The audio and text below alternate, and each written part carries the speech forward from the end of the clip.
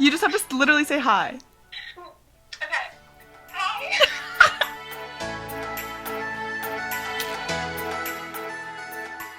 I've only ever been to the gym to write an exam. It was kind of on a whim that I chose my program.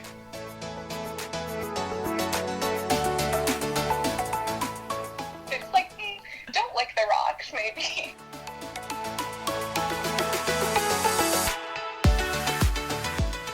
It's a lot less scary, like, when you're actually doing it than it sounds. You don't share, like, your room with anyone.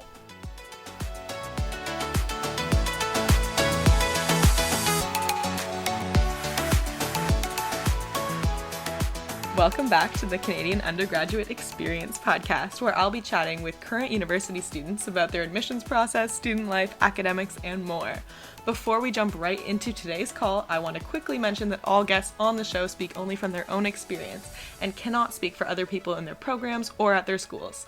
Obviously, you should never make any important decisions based solely off of these episodes or any one source, and you should always make sure to do your own research. With that out of the way, today's guest is Ainsley Ward, who goes to UBC-Okanagan and is studying Earth and Environmental Science. Let's give her a call. Hi, Ainsley. Welcome to the podcast. Why are you being weird? You just have to literally say hi.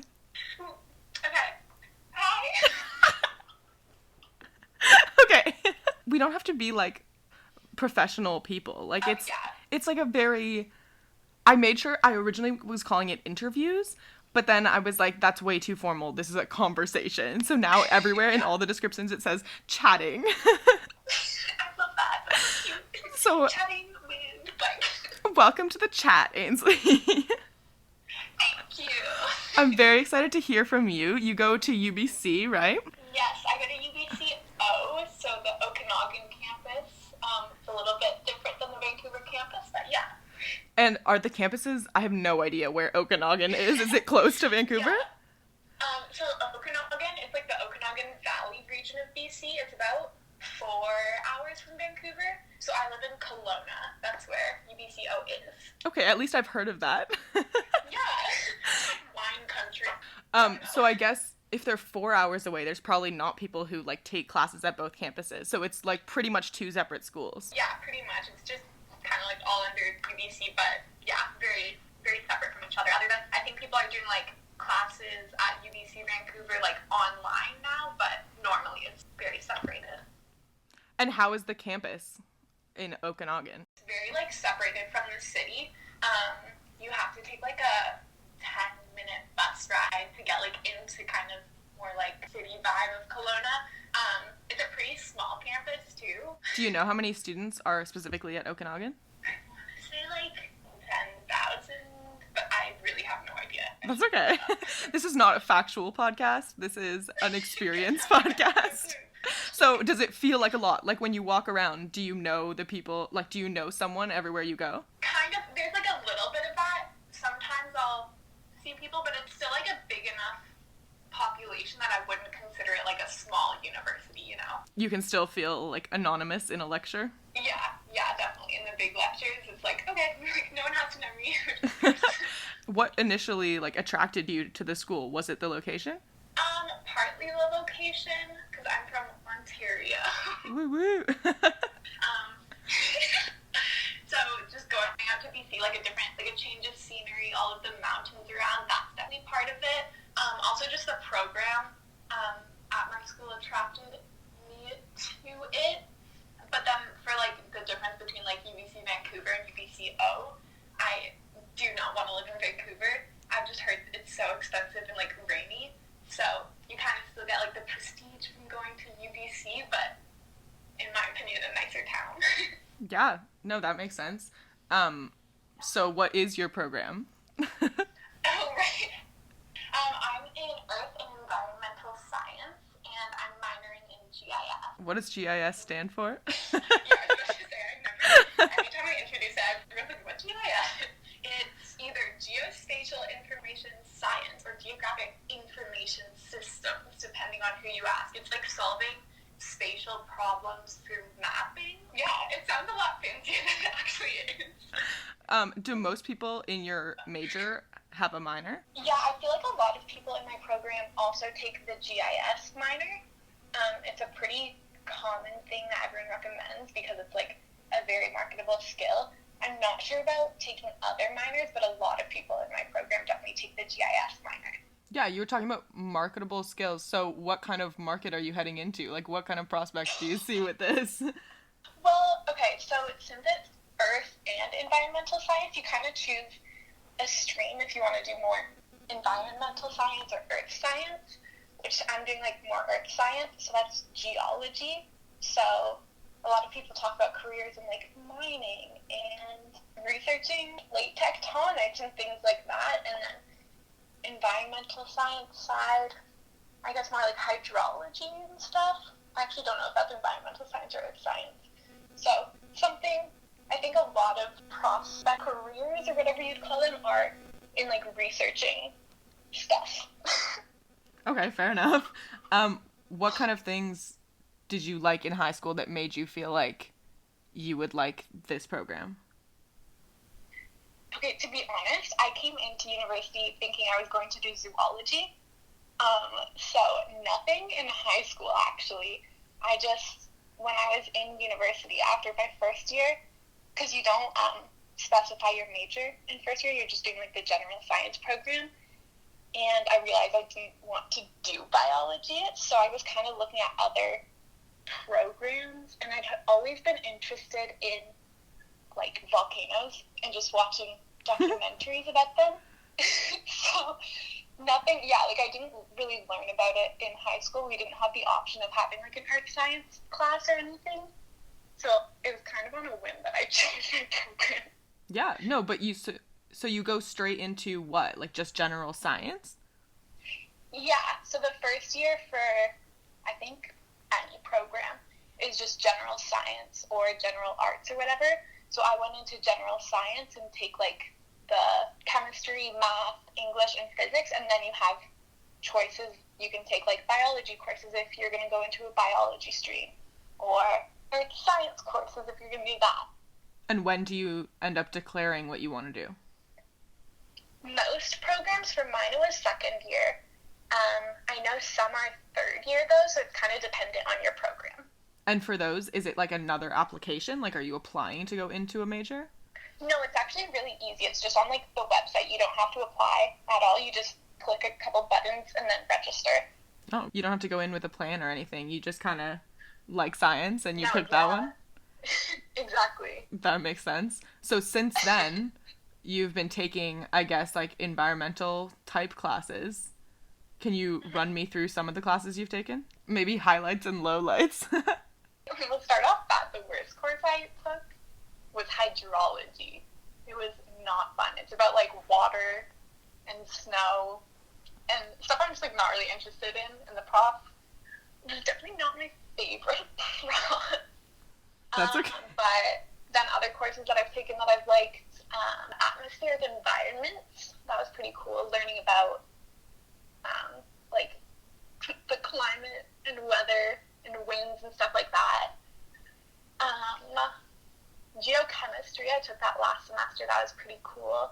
Structural geology, which was about faults. A lot of classes are just kind of about different processes going on in the earth. Like structural geology was about that, which was really interesting. And how, like, hands-on do you get to be in these?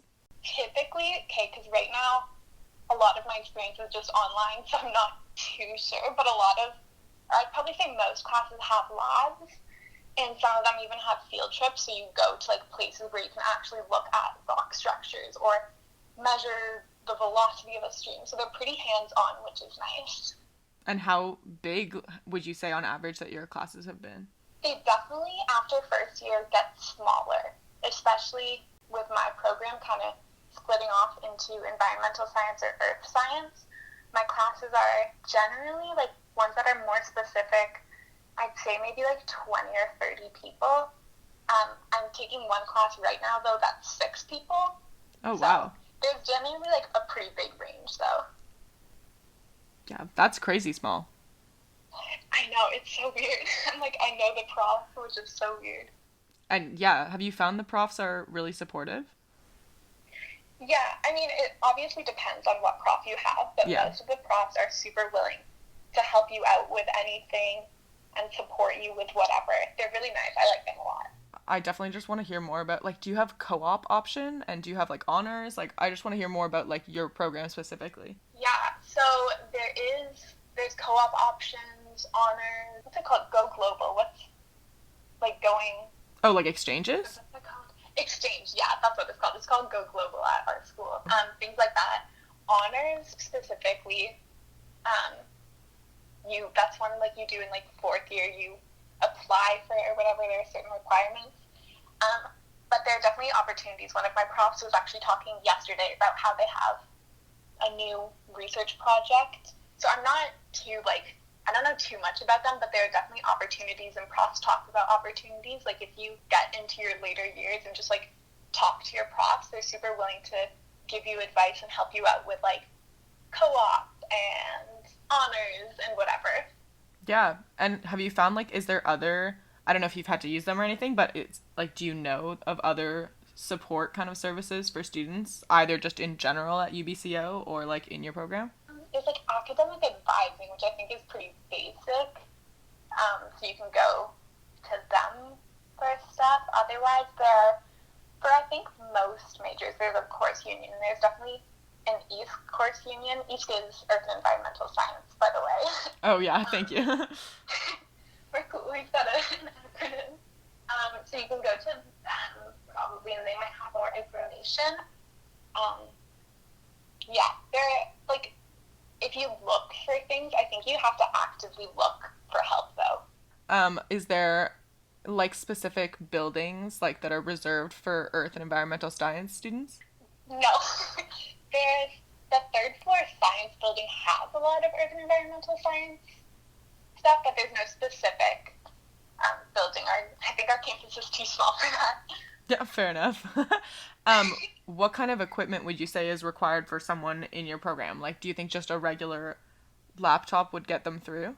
Yeah, definitely. You don't really need much more than the basic. Like, do you need any like weird lab stuff?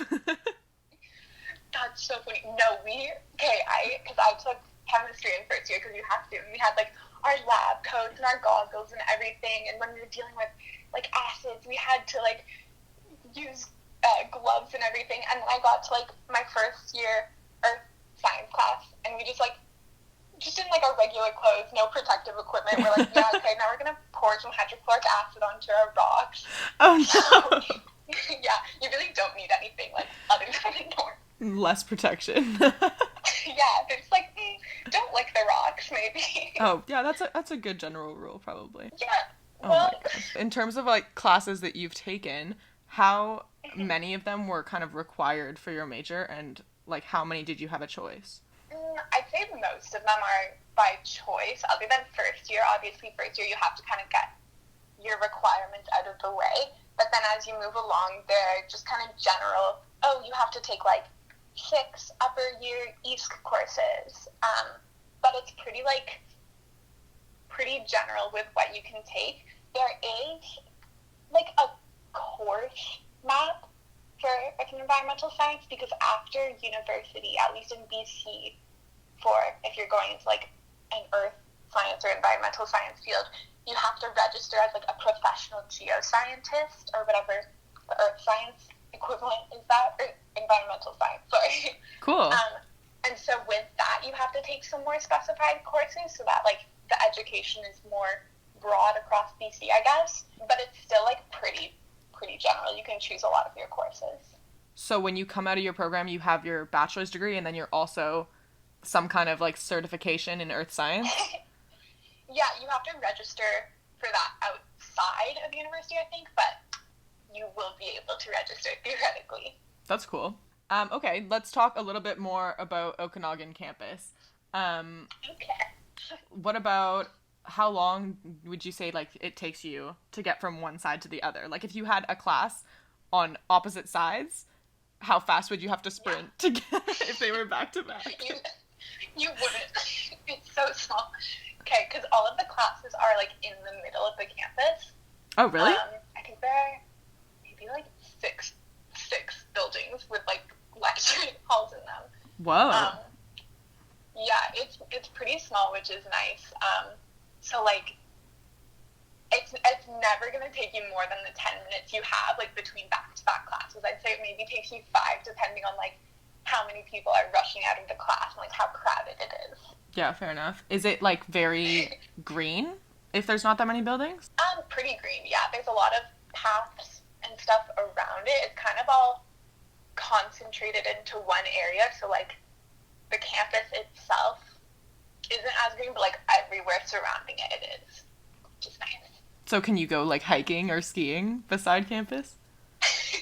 You can't go skiing beside campus, but there are, like, buses that can take you to places where you can go skiing. You can go hiking, though. There's, like, or maybe not hiking, on, like, a nice walk, I'd say. So on a, yeah. But, like, behind my residence, there was, like, a path that was maybe, like, 30 minutes. So there's a lot of, like, opportunities to kind of be in the nature, which is nice. Yeah, that's super nice. And when you say people can, like, take a bus to go skiing or something, would people do that even if they live on campus or nearby? Would they, like, go far away on weekends or something if it's a small campus? Yeah, definitely. Well, skiing specifically, I feel like there's, like, a big culture around everyone skiing. I don't know if that's particularly a BC thing or, like, especially just our campus, but a lot of people definitely, like, will take their cars up to Big White, which is, like, the skiing place, and kind of leave campus for the weekend. And so people who are, so I guess first years live in residence, which is on campus, but after that, yeah. When people move off, do they have to move far to find housing? It really depends. There's a place called Academy Hill, which is basically on campus. It's just, like, up a hill right next to campus, I guess, which has a lot of student housing there. Otherwise, the places where I've lived are, like, 15 minutes, like a 15-minute bus ride from campus. And do you get a bus pass as a student? Yes. It's only, like, I think it's $60 a semester for the bus pass. It's kind of just included in your tuition. So not hard to live a short commute away? No, definitely not. And do they have any kind of, like, services or forums where you can find roommates or, like, housing that you've used, at least? There are a lot of, like, groups on Facebook where they're, like, or renting or, like, selling or whatever.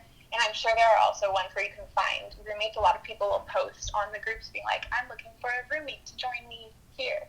So, yeah, there are a lot of groups you can find. What about in first year? How did residence work? Did you get to choose the one you were in? Kind of. So you select, I think it's your top 3 residences, and then they try to place you in your preferred residence. And then I think you just randomly get assigned roommates from there.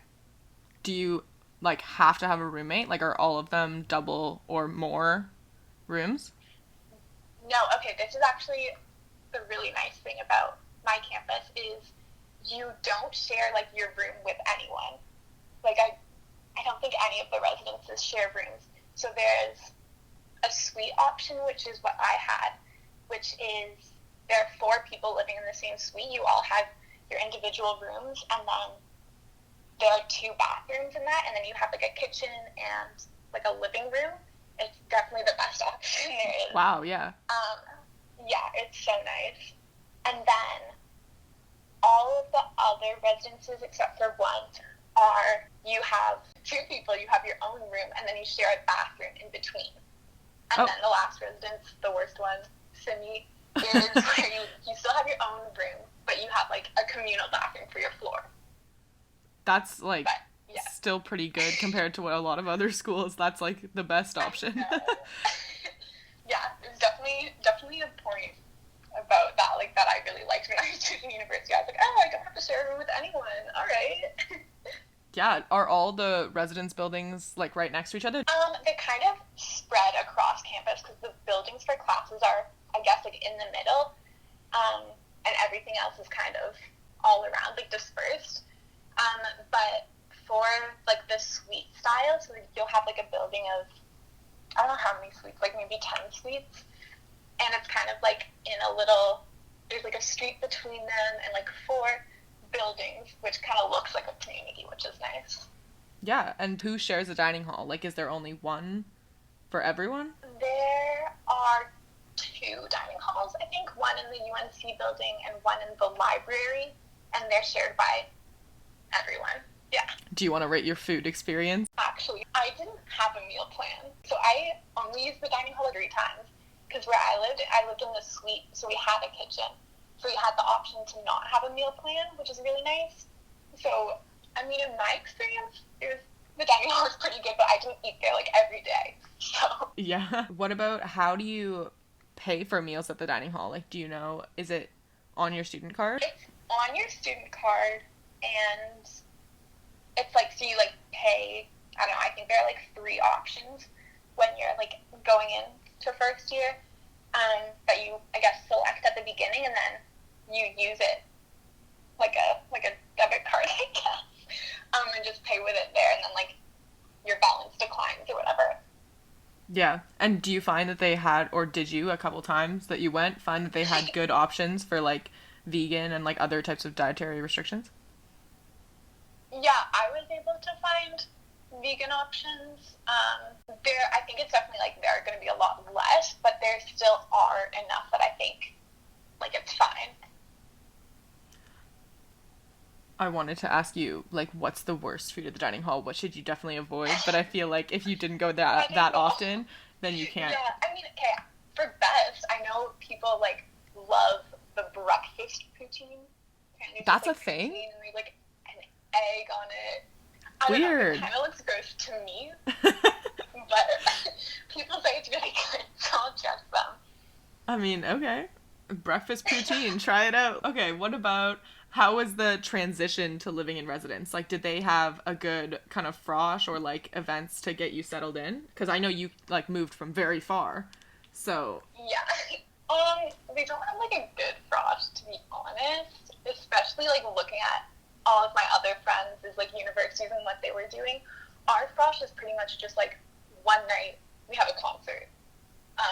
There are other activities, but I think they put on a lot more by, like, the RAs. So there's, in the first week, I think there was, like, a tour where there was also, like, a big meeting with the president of the university, and you got to meet people that were, like, in the same program as you.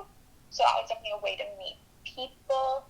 But as for kind of, like, transitioning to living on your own and being alone, I think it was a lot more, like, based on kind of, if you went to, like, events that the RAs put on, which they had, like, they put on events every month.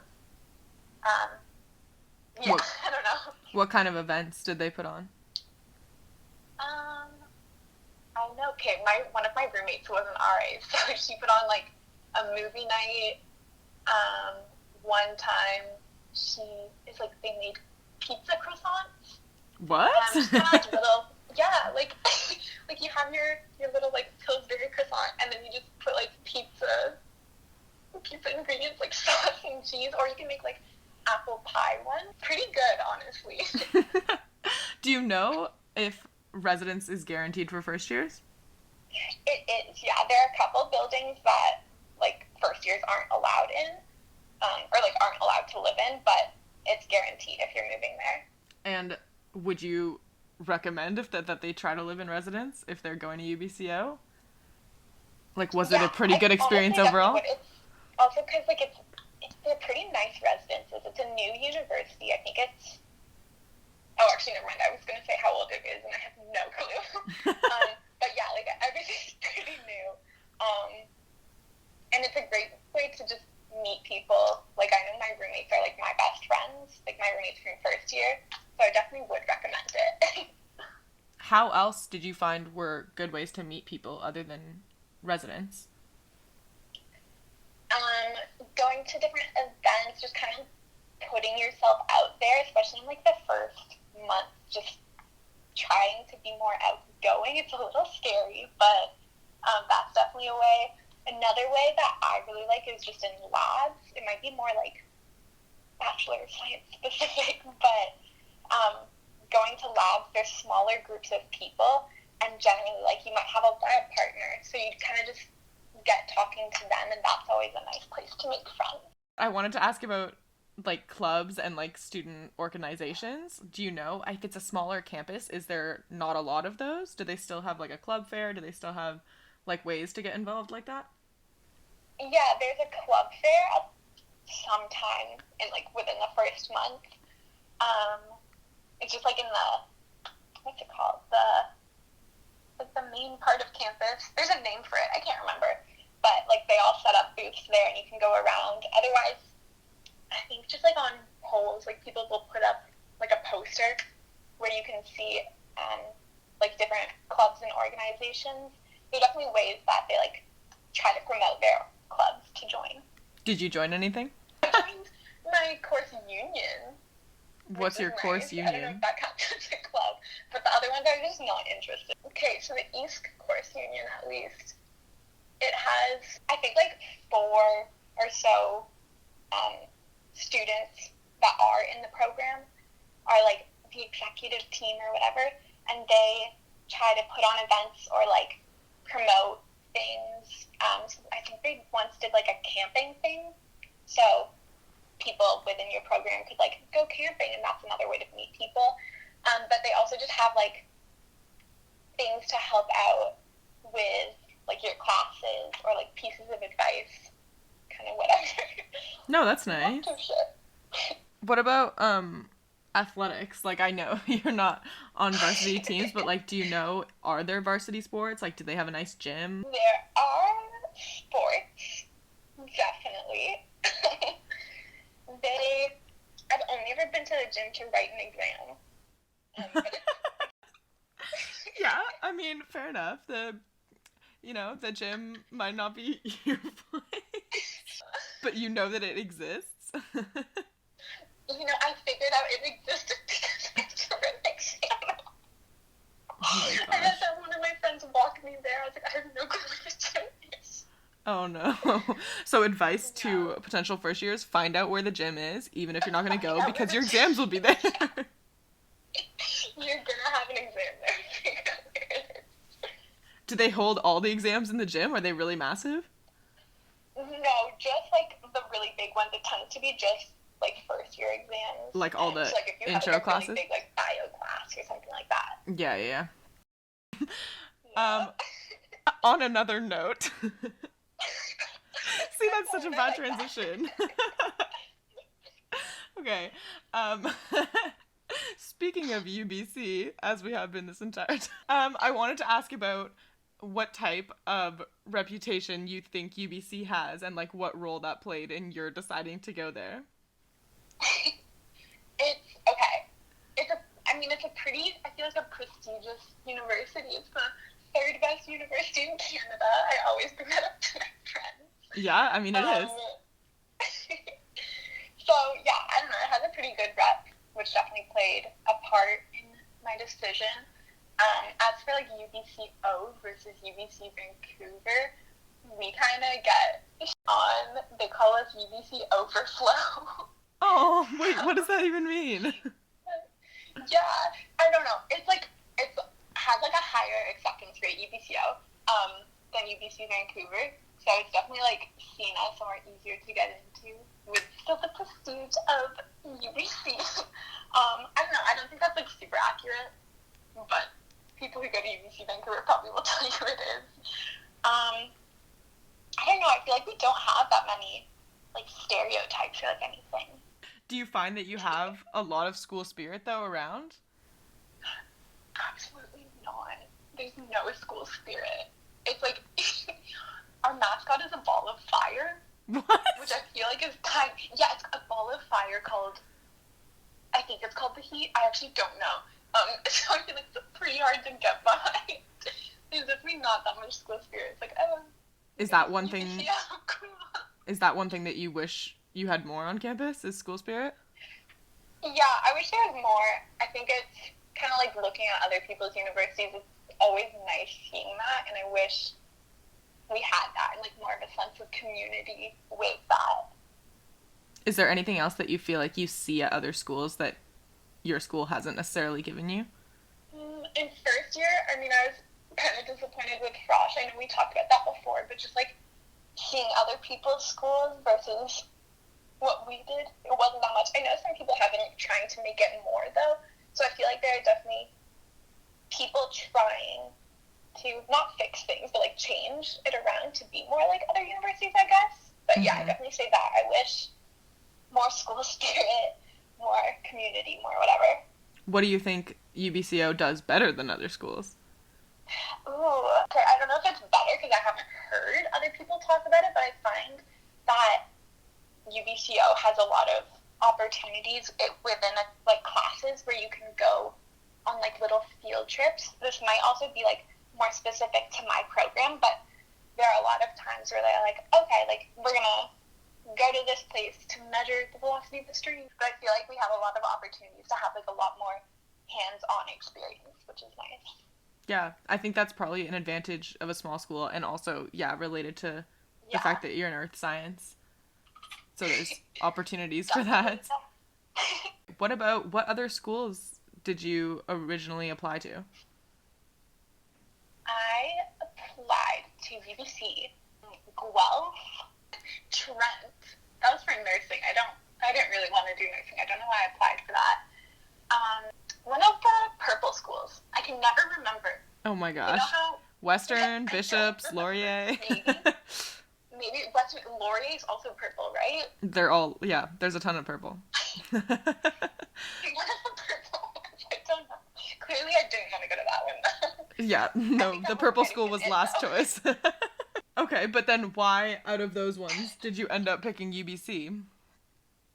So, okay, I narrowed it down to Guelph and UBC from the rest, because I think they had programs I wanted more, because I was originally going to do zoology, and I knew Guelph had a good rep with animal biology and stuff like that. Yeah. So good that I didn't go to it, I guess, because I switched. True. But part of it was I just wanted to get out of Ontario, and so many people I knew from high school were going to Guelph, and I kind of wanted a new experience. So especially with going to UBC, like, going far away from home, having, like, no one I knew there, was definitely nice. This is going to sound like a horrible reason to have chosen UBC over Guelph, but Guelph's website is so ugly. I hate it. Oh, I totally agree. So I know. No, it's like it's so bad. So, but UBC has such a good website. Oh my gosh. Not a valid reason to choose a school, but does influence how you see them. Yeah, I feel like it kind of, like, reflects about the university. I'm like, okay, if you have a good website, like, you've got other stuff going for you. Oh my gosh, yeah. What kind of... It also, like, UBC has a good rep and everything, which is nice. Like, you know you're going to get a good education from it. Yeah. What kind of advice do you have for people that are considering going all the way across the country, either, like, towards BC or away? I really liked it, to be honest. I think it definitely is scary. It kind of, like, puts you out there, and you just, like, you're going all in. Personally, I actually knew one person. Actually, I guess two. I met two. So I guess I knew two people who were going to the same university, which helped me a little bit. I was like, okay, I still get a little bit of comfort from home, but I'm going far away. I definitely don't regret it at all, though. I love kind of, like, being far and being able to experience new things. I think it really, like, pushes you into having your independence. But yeah, for advice, I would just say, honestly, go for it. It's a lot less scary, like, when you're actually doing it than it sounds. Yeah. How often did you get to go home? I went home for the winter break and then for summer. So, not often. But Yeah, really not a lot. But I think some people also would go home for, like, reading week. Yeah. Do you have a fall and winter reading week? I think we just got a fall reading week. Yeah, so did Miguel. We had, like, 4 days off. They didn't before, but I think there's a big push to have it. And then we had a spring one. Yeah, I guess it would be really expensive probably to go back and forth for all of those. Yeah, definitely. That's the only thing. Plane tickets definitely cost a lot of money. What about scholarships at UBC, though? Yeah, there are definitely some that are merit-based, like from grade 2 in high school. They are harder to get at UBC, though, than at other schools. I know I was offered a couple of scholarships from other schools and wasn't from UBC, because I think it just, you require like a higher average to get in, so they are less giving with them. Yeah.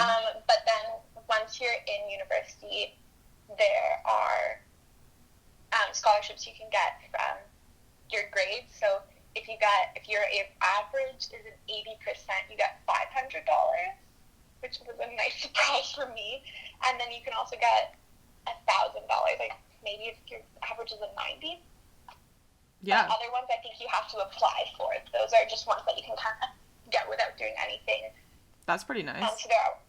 Yeah, definitely. But you said 80% and 90%. So are your grades in percentages? Yeah, they're in percentages, which I like a lot better than GPA. Are yours in GPA? You're like the only school that I've heard that from. Most of them are like, some of them are 4-point scale, some are 10, some are 12. Like, it's confusing, but I don't know. Yeah, I never understood GPA. I don't get it, but I'm definitely very happy we have percentages. I think there's like a thing on the website that you can use to convert it to GPA. Yeah. But no, I think percentages are so much better. I miss those from high school. Yeah, oh my god, I would not be able to understand if they weren't. Have you found that grading is like harsher than you expected, or I guess more lenient? Again, I feel like it really depends on the prof. Some of them are harsher than I expected. Some are easier. Honestly, if you just look on Rate My Prof, though, you can get a general understanding of like how harsh profs mark, but it's really dependent with who you have. Yeah, for most of your classes, do you have, like, are there a couple sections that you can choose between, or are you stuck with whoever's teaching it that semester?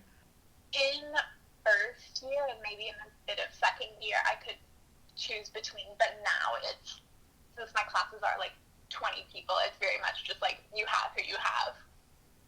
So yeah. But most of the ones that I have that are like that are good profs, so I don't know if I'm lucky or whatever, but it's definitely easier when they're nice and good at working. Yeah. In earth science, what kind of like evaluations do you have? Like, are you doing assignments? Are you doing essays? Are you doing tests? Kind of a mix of all. A lot of, again, it's so dependent on the class, but for most, I'd say you have like 1 or 2 midterms, so like, and then a final. And then you have labs. So most of them have lab assignments. Some don't have lab assignments and have lab exams instead. And then there's sometimes when you have to write papers, I think it's more like as you get like farther into your degree, like I'm having to write a lot more papers now. But yeah, it's really a mix of everything. This might sound like a weird question, but how hard science-y is earth science? Yeah, I don't want to say again, it depends on your class, but it seriously does. Like some of them are very like calculations and like you're presented with information, like figure this out. Which I hate those labs, but there are definitely some that are like that. But there are some that are still, they're not like, you're not doing like chemistry experiments, but you'll be like looking at rocks under a microscope. So there are ones that are more like that, but I'd definitely say, yeah, like as you go on, I think more of them become kind of like written calculations and everything. Do you think that there's like, what's the kind of common like interest or trait that like unites all of the people in your program? I feel like just caring about like the environment or things like that, like being very like nature focused, I guess, even though it's not like plants and everything. I feel like nature and like caring about the earth is like a pretty common theme throughout everything, because like if you're doing environmental science, it's kind of like climate, and so you have like all of that, and then if you're doing earth science, it's like trying to find ways to like work with the earth. So I feel like there's kind of like that shared thought, I guess. Yeah. How many people, or kind of what like percent of the people at UBC-O are doing environmental related degrees, do you think? I feel like it's not that big of a program. There are definitely like quite a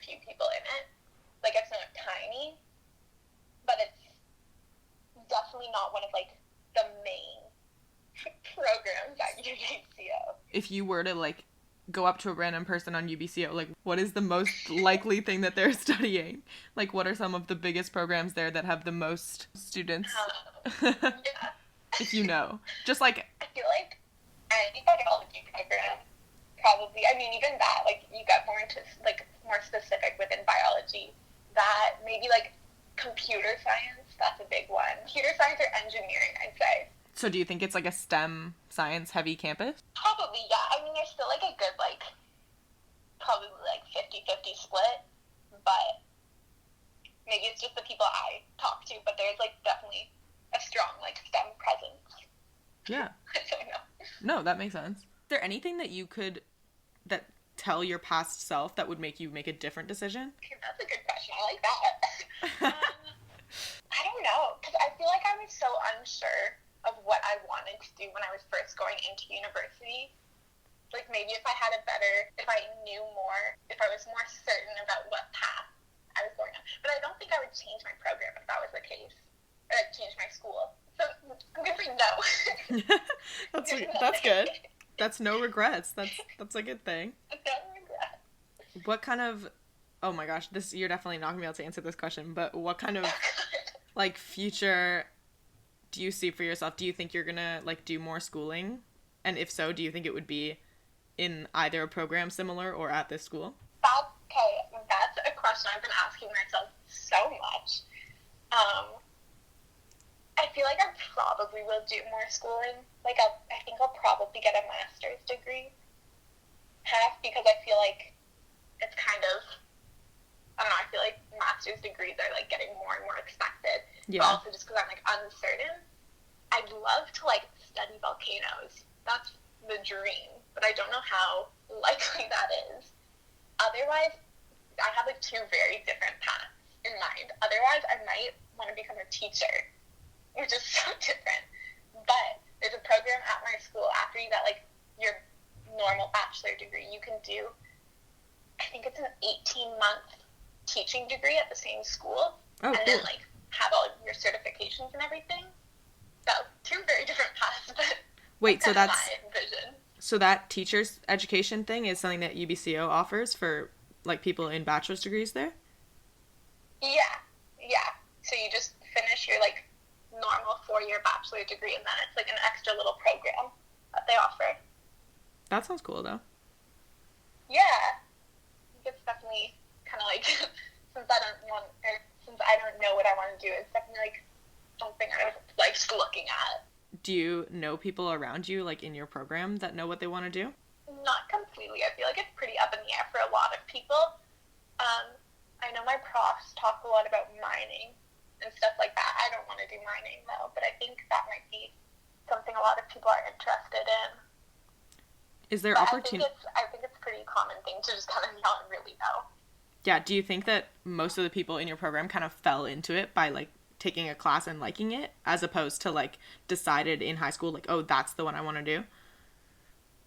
I've heard that a lot of BC high schools have more, like, environmental science and earth science classes, so I'd probably say no, because a lot of people might have taken those courses in high school and knew that they wanted to do that instead of kind of falling into it like me. Yeah. But I'd say that there definitely are people who, like, kind of have a similar path to me, who have just kind of taken a course and learned that they were interested in it. And what made you think you wouldn't like zoology? I feel like biology, which I feel like is something you really need to like. But I don't know. I went into it thinking I was going to love it. And I feel like that had always been, like, pushed on me. Everyone had always been like, oh, Ainsley's going to study animals because she loves animals. But then, upon taking classes, I realized, like, oh, this is not something I'm interested in. Very much, like, kind of exploring what you're interested in. I just want to ask about, like, social life in terms of nightlife. Just, like, what kind of, like, how often would you say, on average, that kind of the people around you at UBC-O go out? And when they do, where do they go? Is it, like, house parties? Is it in residence? Is it, like, clubs in Kelowna? Like... There definitely are clubs in Kelowna. Like, quite a few. Yeah, I'd say especially in first year, it's a lot more like house parties and in residence because like a lot of people are underage. Yeah, no, in first year it's a lot more like just in residence, kind of whoever. But then as you like move on, there are quite a few clubs and bars downtown that you can go to. I'd say people, I don't know, I feel like it's a lot more common in first semester going. Because of the weather? Yeah, probably, because it gets a lot colder. How cold does it get? In second semester, I guess.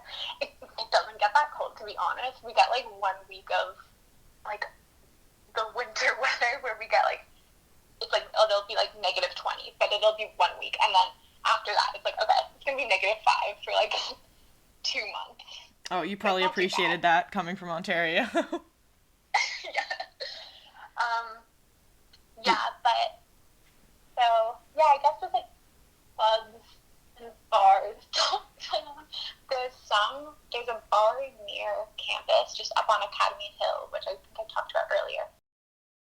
Do you have a favorite or least favorite spot on campus? Yeah, my favorite spot on campus is probably third floor arts. It's just like a really nice place. I feel like it's not that crowded, but there are big windows, so you can like see the nature and the campus, which is nice. My least favorite spot is definitely the EME, another place I've only gone to write exams. It's so confusing. It's for like engineers, management, and some other thing. But it's such a confusing building. I know people like get the hang of it if they have classes in there, but definitely my least favorite spot. That makes sense.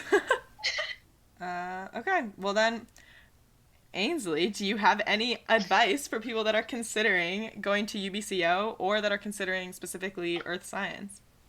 I think it's an environment where there are definitely options. Like, you can choose to be like more like city life and have that experience, but you can also be more low-key. I think a good point also, like, a lot of people are really into nature, like going hiking, going skiing. So definitely if you're into that, UBC-O is a great place because there's so many different opportunities where you can like go into nature and have those fun experiences. Okay, well, we definitely didn't get to cover everything, so if people do have more questions, Ainsley, is there somewhere they can find you? You can DM me on Instagram at Ainsley_Ward. Yeah. Okay, for sure. I'll put that in the description so that people can go find it if they want to. So, thank you so much for coming on, Ainsley. It was great to talk to you. Thank you for having me.